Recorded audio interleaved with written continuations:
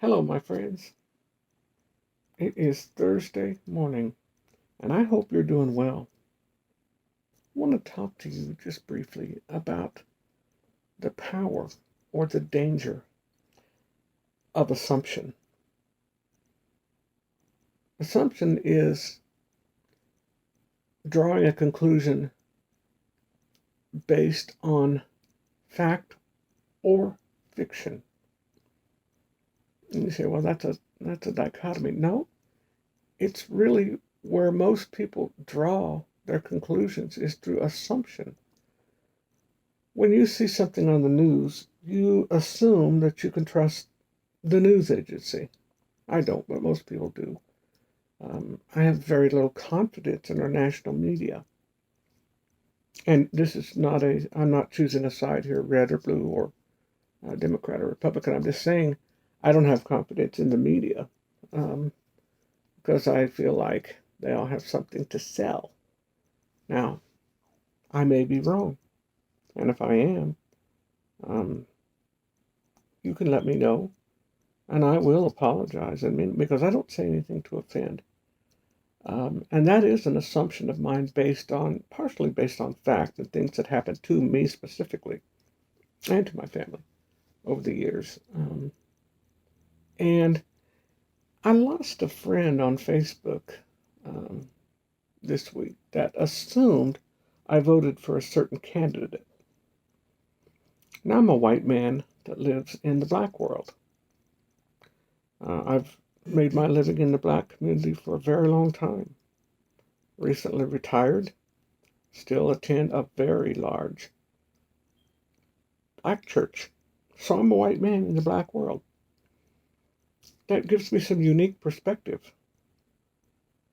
And people assume that because I go to a black church that I'm going to vote Democrat.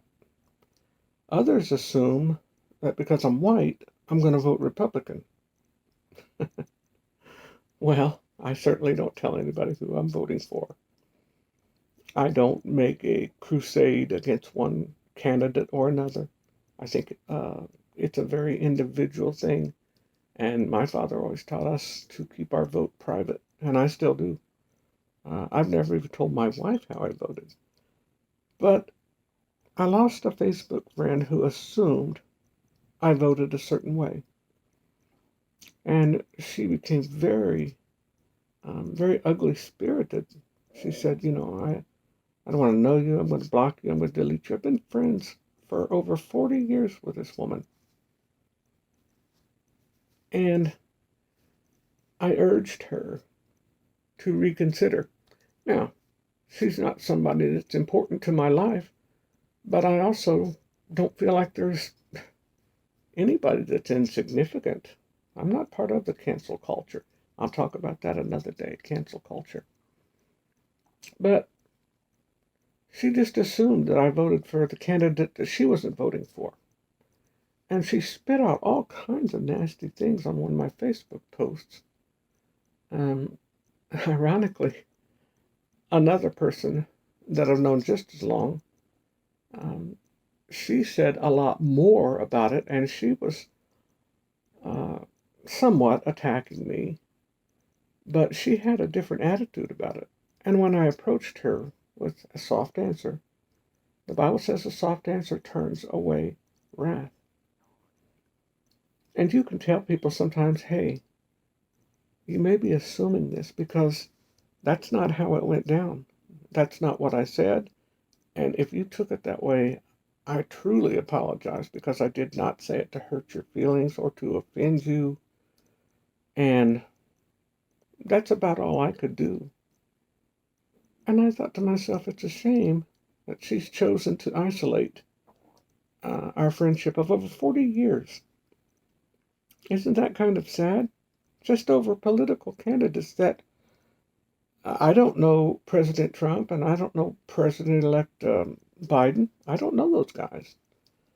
Um, we've spent some time in DC over the years for different functions and different reasons, but I don't know those guys and they don't know me. If you said, well, this is so and so, they wouldn't have any clue who I am, if I'm short, or if I'm tall, or if I'm fat, or if I'm skinny. They wouldn't have any idea.